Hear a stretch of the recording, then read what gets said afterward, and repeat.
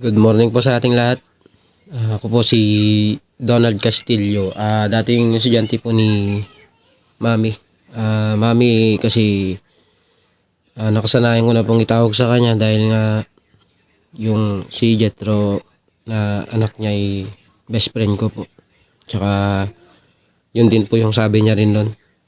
Yun na lang itawag ko sa kanya kasi matagal akong tumira din sa kanila since high school po dahil taga-bayan po ako ay hindi na po umuwi ng tanghali dito sa amin sa bahay dahil yung kalsada po noon kasi rough road, malikabok, sobrang alikabok. Ngayon nakakatamad din umuwi. Yun, doon na ako tumutuloy sa kanila. Or doon sa kabila, yung kapitbahay nila, yung kaibigan ko rin, yung kila Ronald. Kasi magkapitbahay lang naman yun. Ayun. Si Mami Idalia, parang nanay ko na rin yan nung high school ako kasi meron yung time na sumali ako ng fraternity, second year yata ako noon. Medyo bawal po ang pagsali sa ganun. Siyempre, alam niyo naman po, medyo may katigasan ng ulo. Yun po, sumali ako. Ngayon, pinatawag po ako sa anong tawag sa ganun? Principal office. Guidance muna pala. Ayun, sa guidance mo pala. Ayun, hindi ako sanay na pinapatawag sa ganun. Medyo takot akong magsabi sa magulang ko na sumali ako ng ganun. Ayun, si Mami Delia yung sumalo sa akin. Parang siya yung nakipag-usap doon. So, tumagal ang panahon. Graduate kami pero ayun, kahit papaano. Hindi pa rin nagiwalay yung landas namin ni Utol Jetro kasi siyempre, kaibigan kami. Kung may mga bagay na pupuntahan gano'n, sama ako nasama sa kanya.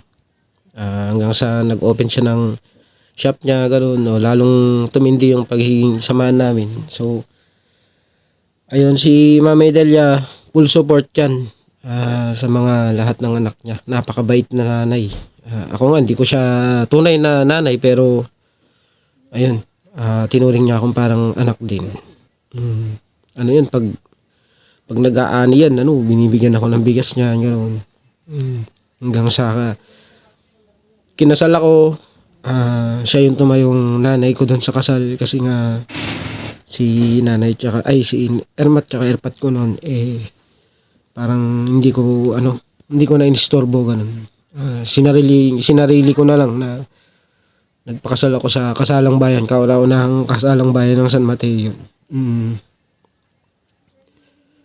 Ayun, kinausap ko siya na kung pwede siya yung maging ninang ko tsaka tumayong nanay. Ayun, siya nga.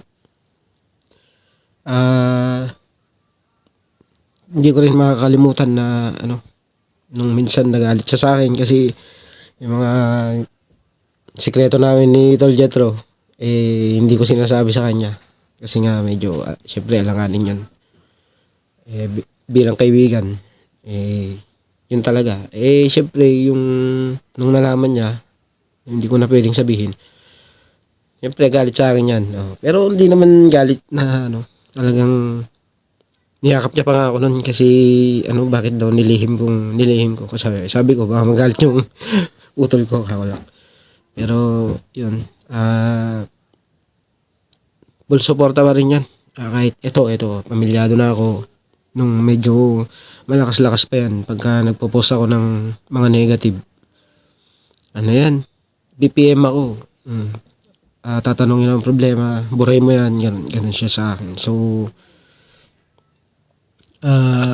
ayun nga, nung nagtitinda ang prutas, suporta pa rin siya kasi sa dami ng fruit stand sa Manila, dito pa siya nagpapakuha ng prutas sa akin. Ayun, kaya pinapadala niyo siya doon. Mga prutas binibili niya, ayun. Ginagawa ko, dinadagdagan ko lang, sinosobrahan ko, ganun para matagal yung bago siya makabili ulit hanggang sa ayun, pag nagpo-post si Tol Jetro, Doon ko na lang nakikita yung kalagayan niya hanggang sa ayun, pahina ng pahina nga. Si Ma'am Edelia, ano,